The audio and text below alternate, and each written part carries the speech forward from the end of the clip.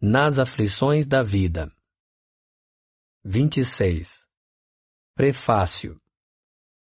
Podemos pedir a Deus favores terrestres e Ele pode nos conceder quando tem uma finalidade útil e séria. Mas, como julgamos a utilidade das coisas pelo nosso ponto de vista e nossa visão é limitada ao presente, nem sempre vemos o lado mal daquilo que desejamos. Deus, que vê melhor do que nós e não quer senão o nosso bem, pode, pois, nos recusar, como um pai recusa a seu filho o que poderia prejudicá-lo. Se o que pedimos não nos é concedido, nisso não devemos conceber nenhum desencorajamento. É preciso pensar, ao contrário, que a privação do que desejamos nos é imposta como prova ou expiação, e que a nossa recompensa será proporcional à resignação com a qual a tivermos suportado. Capítulo 27, número 6. Capítulo 2, números 5, 6 e 7. 27. Prece. Deus Todo-Poderoso, que vedes as nossas misérias, dignai-vos escutar favoravelmente os votos que vos dirijo neste momento. Se o meu pedido for inconveniente, perdoai-mo. Se for justo e útil aos vossos olhos, que os bons espíritos que executam vossas vontades venham em minha ajuda para o seu cumprimento. O que quer que me advenha, meu Deus, que a vossa vontade seja feita. Se meus desejos não são atendidos, é porque entra nos vossos desígnios experimentar-me, e eu me submeto sem murmurar. Fazei com que eu não conceba nisso nenhum desencorajamento, e que nem minha fé, nem minha resignação sejam abaladas. Formular o pedido. Ação de graças por um favor obtido. 28. Prefácio. Não é preciso considerar apenas como acontecimentos felizes as coisas de grande importância. As menores em aparência são, frequentemente, as que influem mais sobre o nosso destino. O homem esquece facilmente o bem e se lembra antes daquilo que o aflige. Se registrássemos dia a dia os benefícios dos quais somos objeto, sem os ter pedido, ficaríamos frequentemente espantados de os ter recebido tantos que se apagaram da nossa memória e humilhados com a nossa ingratidão. Cada noite, elevando nossa alma a Deus, devemos lembrar-nos dos favores que Ele nos concedeu durante o dia e agradecê-los. É sobretudo no próprio momento em que experimentamos os efeitos da sua bondade e da sua proteção que, por um movimento espontâneo, devemos lhe testemunhar a nossa gratidão. Basta para isso um pensamento que lhe atribua o benefício sem que seja necessário desviar-se do trabalho. Os benefícios de Deus não consistem somente nas coisas materiais. É preciso igualmente agradecer-lhe as boas ideias, as inspirações felizes que nos são sugeridas. Enquanto o orgulhoso acha nelas um mérito, o incrédulo as atribui ao acaso. Aquele que tem fé rende graças a Deus e aos bons espíritos. Por isso, as longas frases são inúteis. Obrigado, meu Deus, pelo bom pensamento que me inspirou, diz mais do que muitas palavras. O impulso espontâneo que nos faz atribuir a Deus o que nos chega de bem testemunha um hábito de reconhecimento e de humildade que nos atrai a simpatia dos bons espíritos. Capítulo 27, números 7 e 8. 29. Prece. Deus infinitamente bom, que o vosso nome seja bendito pelos benefícios que me concedestes. Deles seria indigno se os atribuísse ao acaso dos acontecimentos ou ao meu próprio mérito. Bons espíritos, que fostes executores das vontades de Deus, e vós, sobretudo, meu anjo guardião, eu vos agradeço. Desviai de mim o pensamento de nele conceber o orgulho e deles fazer um uso que não fosse para o bem. Eu vos agradeço notadamente por... Neste momento, cite os favores obtidos. Ato de submissão e de resignação. 30. Prefácio. Quando um motivo de aflição nos atinge, se lhe procuramos a causa, acharemos frequentemente que é a consequência de nossa imprudência, de nossa imprevidência ou de uma ação anterior. Nesse caso, não devemos atribuí-lo senão a nós mesmos. Se a causa de uma infelicidade é independente de toda participação que seja nossa, é ela uma prova para esta vida ou a expiação de uma existência passada, e, neste último caso, a natureza da expiação pode nos fazer conhecer a natureza da falta, porque somos sempre punidos naquilo em que pecamos. Capítulo 5, números 4, 6 e seguintes. No que nos aflige, não vemos, em geral, senão o mal presente, e não as consequências ulteriores favoráveis que isso pode ter. O bem, frequentemente, é a consequência de um mal passageiro, como a cura de uma doença é o resultado dos meios dolorosos que se empregam para obtê-la. Em todos os casos, devemos nos submeter à vontade de Deus, suportar com coragem as tribulações da vida, se quisermos que nos sejam tidas em conta e que estas palavras do Cristo nos sejam aplicadas. Bem-aventurados aqueles que sofrem. Capítulo 5, número 18. 31. Prece. Meu Deus, sois soberanamente justo. Todo sofrimento neste mundo deve ter, pois, sua causa e sua utilidade. Aceito o motivo de aflição que venho de experimentar como uma expiação das minhas faltas passadas e uma prova para o futuro. Bons espíritos que me protegeis, dai-me a força de suportá-lo sem lamentação.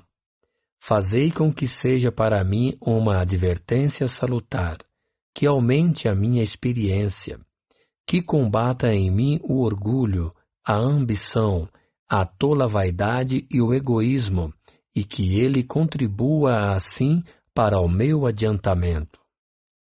32. Outra prece. Eu sinto, meu Deus, a necessidade de vos rogar dar-me a força para suportar as provas que vos aprouve me enviar. Permiti que a luz se faça bastante viva em meu espírito, para que eu aprecie toda a extensão de um amor que me aflige por querer me salvar. Eu me submeto com resignação, ó meu Deus, mas ai de mim! A criatura é tão fraca que, se vós não me sustentais, temo sucumbir. Não me abandoneis, Senhor, porque sem vós não sou nada. 33. Outra prece. Elevei meu olhar para ti, ó Eterno, e me senti fortalecido. Tu és a minha força, não me abandones. Ó Deus, estou esmagado sob o peso das minhas iniquidades. Ajuda-me.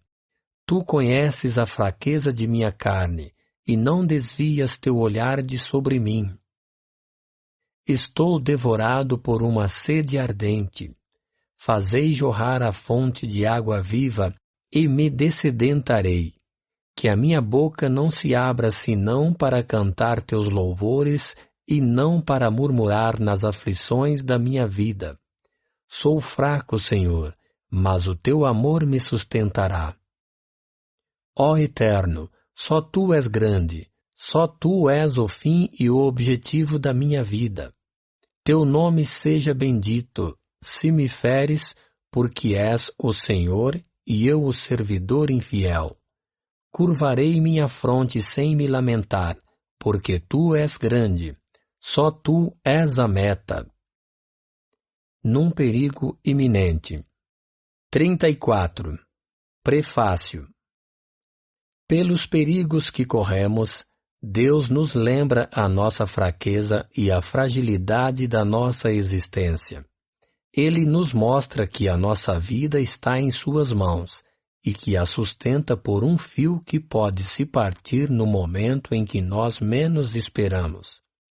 Sob esse aspecto, não há privilégio para ninguém, porque o grande e o pequeno estão submetidos às mesmas alternativas. Se examinar a natureza e as consequências do perigo, ver-se-á que, o mais frequentemente, essas consequências, se houvessem ocorrido, teriam sido a punição de uma falta cometida ou de um dever negligenciado. 35. Prece. Deus Todo-Poderoso, e vós, meu anjo guardião, socorrei-me. Se devo sucumbir, que a vontade de Deus seja feita. Se eu for salvo, que o resto da minha vida repare o mal que pude fazer e do qual me arrependo. Ação de graças depois de ter escapado de um perigo. 36. Prefácio. Pelos perigos que corremos, Deus nos mostra que podemos, de um momento para outro, ser chamados a prestar contas do emprego que fizemos da vida. Ele nos adverte assim para nos concentrarmos e nos emendarmos. 37. Prece. Meu Deus, e vós, meu anjo guardião, eu vos agradeço pelo socorro que me enviastes no perigo que me ameaçou. Que esse perigo seja para mim uma advertência, e que ele me esclareça sobre as faltas que puderam atraí-lo a mim. Compreendo, Senhor, que a minha vida está em vossas mãos, e que podeis retirá-la quando vos aprouver. Inspirai-me pelos bons espíritos que me assistem o pensamento de empregar utilmente o tempo que me concedeis ainda neste mundo.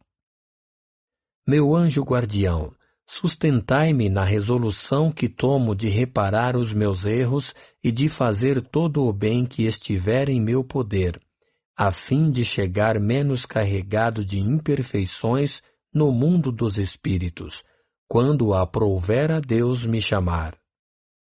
No momento de dormir. 38. Prefácio. O sono é o repouso do corpo, mas o espírito não tem necessidade de repouso. Enquanto os sentidos estão entorpecidos, a alma se liberta em parte da matéria e goza das suas faculdades de espírito. O sono foi dado ao homem para a reparação das forças orgânicas e para a reparação das forças morais. Enquanto o corpo recupera os elementos que perdeu pela atividade da vigília, o espírito vai se retemperar entre os outros espíritos. Ele aure no que vê, no que ouve e nos conselhos que lhe são dados, ideias que reencontra ao despertar em estado de intuição. É o retorno temporário do exilado à sua verdadeira pátria. É o prisioneiro momentaneamente libertado. Mas ocorre, como para o prisioneiro perverso, que o espírito nem sempre aproveita esse momento de liberdade para o seu adiantamento. Se ele tem maus instintos, em lugar de procurar a companhia dos bons espíritos, procura a dos seus iguais, e vai visitar os lugares onde pode dar livre curso às suas tendências. Aquele que está compenetrado desta verdade eleve o seu pensamento no momento em que sentir a aproximação do sono. Faça apelo aos conselhos dos bons espíritos e daqueles cuja memória lhe é cara, a fim de que venham se reunir a ele, no curto intervalo que lhe é concedido, e ao despertar se sentirá mais forte contra o mal, mais corajoso contra a adversidade. 39. Prece. Minha alma vai se encontrar por um instante com os outros espíritos. Que aqueles que são bons venham me ajudar com os seus conselhos. Meu anjo guardião, fazei com que, ao despertar, eu conserve deles uma impressão durável e salutar. Na previsão da morte próxima. 40. Prefácio. A fé no futuro, a elevação de pensamento durante a vida, com vistas à destinação futura, ajudam o pronto desligamento do espírito, em se enfraquecendo os laços que o retêm no corpo e, frequentemente, a vida corporal ainda não se extinguiu e a alma, impaciente, já empreendeu seu vôo para a imensidade. No homem, ao contrário, que concentra todos os seus pensamentos nas coisas materiais, esses laços são mais tenazes, a separação é mais penosa e dolorosa, e o despertar no além-túmulo é cheio de perturbação e ansiedade. 41. Prece. Meu Deus, eu creio em vós e na vossa bondade infinita. Por isso, não posso crer que destes ao homem a inteligência para vos conhecer e a aspiração do futuro, a fim de mergulhá-lo no nada. Creio que meu corpo não é senão o envoltório perecível da minha alma, e que, quando tiver cessado de viver, despertarei no mundo dos espíritos. Deus Todo-Poderoso, sinto se partirem os laços que unem minha alma ao meu corpo, e logo vou ter de prestar contas do emprego da vida que deixo. Vou suportar as consequências do bem e do mal que fiz. Lá não há mais ilusão, nem mais subterfúgio possível. Todo o meu passado vai se desenrolar diante de mim, e serei julgado segundo as minhas obras. Não levarei nada dos bens da terra. Honrarias, riquezas, satisfação da vaidade e do orgulho, tudo que se prende ao corpo, enfim, vai ficar neste mundo. A menor parcela não me seguirá, e nada de tudo isso me será o menor socorro no mundo dos espíritos.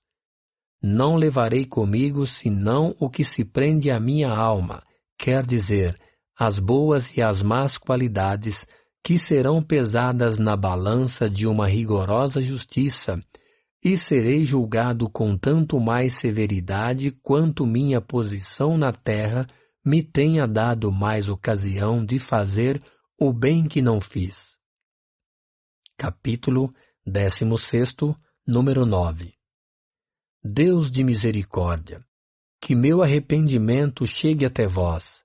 Dignai-vos estender sobre mim a vossa indulgência. Se vos apraz prolongar a minha existência, que o resto seja empregado em reparar, tanto quanto estiver em mim, o mal que pude fazer. Se minha hora soou para sempre, carrego o pensamento consolador de que me será permitido remir-me por novas provas, a fim de merecer, um dia, a felicidade dos eleitos. Se não me é dado gozar imediatamente dessa felicidade sem mácula, que não cabe senão ao justo por excelência, sei que a esperança não me está interditada para sempre, e que, com o trabalho, atingirei o objetivo, mais cedo ou mais tarde, segundo os meus esforços. Sei que os bons espíritos e meu anjo guardião estão perto de mim para me receberem. Dentro em pouco os verei como eles me veem.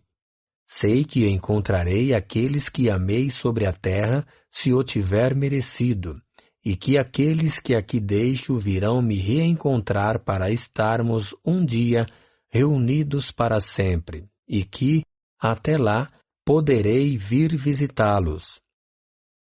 Sei também que vou reencontrar aqueles a quem ofendi. Possam eles me perdoar pelo que têm a me censurar, meu orgulho, minha dureza, minhas injustiças, e não me cobrir de vergonha pela sua presença. Perdoo aos que me fizeram ou quiseram mal na terra. Não carrego nenhum ódio contra eles, e peço a Deus que os perdoe. Senhor, dai-me a força de deixar sem pesar as alegrias grosseiras deste mundo, que não são nada perto das alegrias puras do mundo em que vou entrar. Nele, para o justo, não há mais tormentos, sofrimentos, misérias. Só o culpado sofre, mas lhe resta a esperança. Bons espíritos, e vós, meu anjo guardião, não me deixeis falhar neste momento supremo. Fazei luzir aos meus olhos a luz divina, a fim de reanimar a minha fé, se ela vier a se abalar. Nota: ouvir adiante, parágrafo 5º. Preces pelos doentes e pelos obsidiados.